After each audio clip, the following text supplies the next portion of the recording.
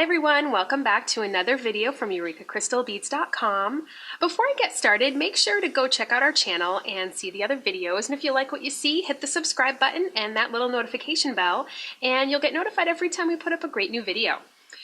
What we're going to do today is I'm going to show you how to utilize the components that you see here to make a multiple strand bracelet or necklace, and we'll be using cones to do that. So it's a great way to hide a lot of the little bits and pieces that hold your necklace together. They'll stay nice and neat and concealed inside some lovely little decorative cones. So the first thing that we're going to start off by doing is we have to bead up some of our strands. Now, as far as what beads you use, that's completely up to you. I've chosen to use a crystal mix here, and I love the crystal mixes because if you're ever concerned or stressed about color, you just use a crystal mix and pretty much the work's done for you, the color work's done for you, so you know that whatever you make is going to look fantastic. So I've also got some little drilled rivoli pendants here. These are little 8mm drilled rivoli pendants. I've already gone ahead and put jump rings on them, so that way they can hang off of the wire. I also have a size 11 seed bead here, but again, you can use whatever beads you want for this, but I just figured they would be a nice way to bring all the colors together with these two aqua colors sort of mixed in with these more bluey greens, and it'll just be a nice little filler bead to use. I have my crimp beads, I have my cones here, and I have a toggle clasp. Now, I also have a piece of 24 gauge wire. This is what's going to hold all my strands together and keep them inside my cones. And I'm utilizing the 014 diameter fine softflex beading wire. And as far as tools, it's going to be an involved video, folks. I have something to cut my softflex with. I have little shears here. I have a crimper tool, and then I have chain nose pliers, round nose pliers, and a side cutter. So that goes over everything that I have here on my mat. So now I'm going to get started with the first part, which is stringing up my beads.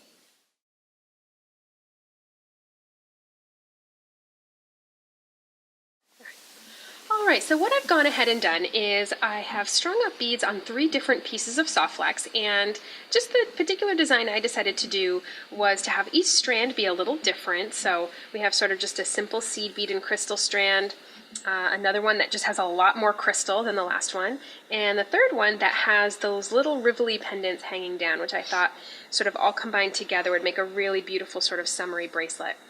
So now what I need to do is construct the inner workings of the cone. So I'm going to use my chain nose pliers, and I'm going to wrap a loop.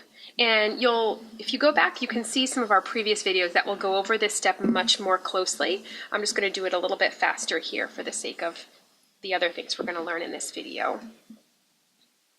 I'm going to go ahead and wrap that loop shut. Now it doesn't even have to be pretty because it's not going to be seen. It's going to be hidden inside of the cone. So now that I have that loop, I'm going to have to take my strands and I'm going to crimp them all onto that same loop. So I'm going to start with the first one. I have my little crimp bead here. I'm going to go through the loop and I'm going to feed it back through the crimp bead. And we don't have to worry about getting our beads really close because they'll all just slide down later. I'm going to use my crimper tool here. So you'll notice there's 2 little chambers in the crimper tool. We're going to use the back one first. That makes our crimp bead look like a little kidney bean. And then we're going to turn it up on its side and we're going to crimp it in the front chamber, which will take that kidney bean and fold it in half.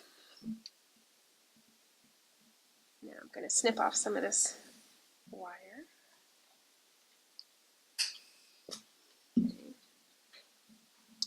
Going to get my next 2 pieces crimped on.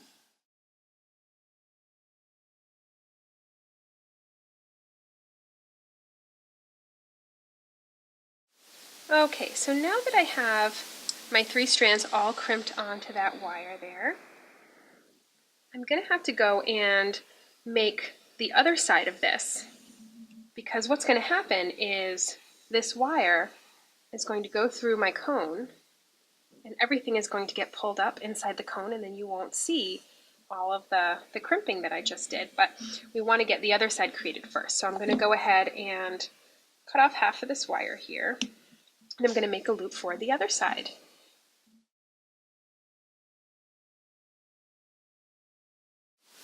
Alright, right, now just like on the first side, one by one, I'm going to take my strands and I'm going to crimp them to the other side. Only on this side, we're going to have to make sure that we pull our thread a little tighter like that.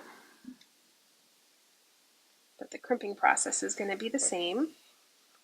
All right, so now that I've gone and crimped all of my strands onto my little wrap loops here, you can kind of get an idea of what the bracelet's going to look like. Just kind of a really fun, summery, layered look.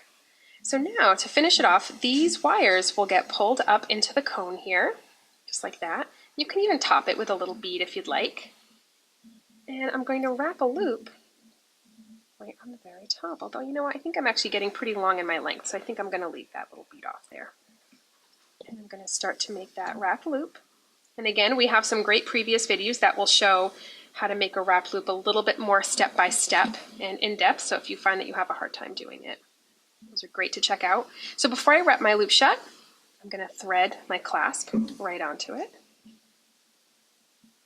And then now I can wrap it shut. I can keep my clasp out of the way there. Go. And just wrap right heading on down towards the cone. And this is going to get snipped right off. And we're going to tuck in that last little sharp bit that's left behind. And now we're going to repeat this on the other side. Just like that.